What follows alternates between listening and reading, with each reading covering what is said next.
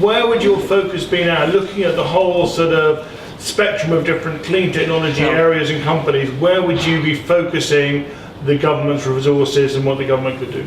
Well, that is a very good question, and which is why I'm going to answer it. So you're right that Vince Cable, particularly, as I'm opposite him quite a lot, repeats this mantra that government don't pick winners. And I worked for 6 years for AxiCom, having worked in industry before that, which is an economic regulator. And one of the things we examined very closely was the technology risk. And I'm interested in your saying that companies no longer take technology risk, but we looked at technology risk, and we looked at also some of the barriers to successful growth and some of the ways in which markets fail at a very early stage. And so I think it's absolutely right that governments don't pick technology winners, if you like, because governments don't have any kind of better, crystal ball than venture capitalists, for example. But there are a number of issues around small markets growing quickly, and they are around such as skills. So you've got to take decisions to try and make sure the right skills are in place.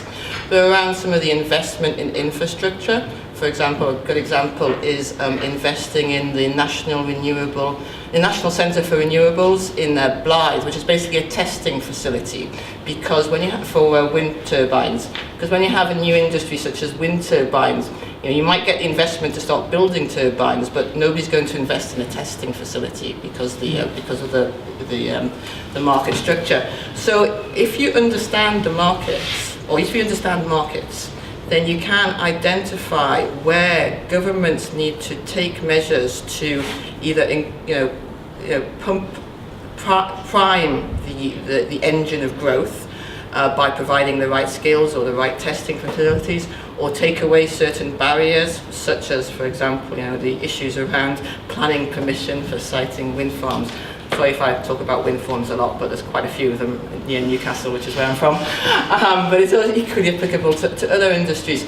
So I think if we had been in government now, we would have been continuing what we had been doing, which was trying to identify where there were certain areas of excellence, such as renewables in the northeast, but also process industries and in other areas, and then make sure that the right environment was there to help them grow.